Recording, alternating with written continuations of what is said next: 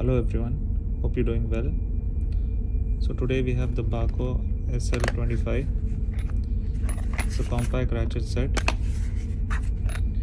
It has 25 pieces and it's a metric socket set having size from 4 to 13, one ratchet, an extension bar, a bit holder and 10 bits, Torx, Phillips and hex.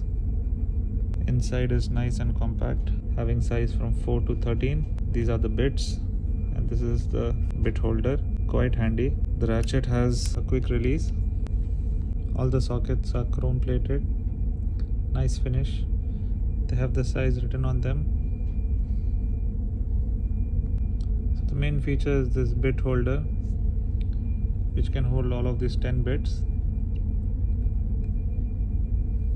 I think it's very compact and good value for money, especially good for electricians. This would fit into any backpack and is good for mobile toolkits. Let me know what you guys think of it.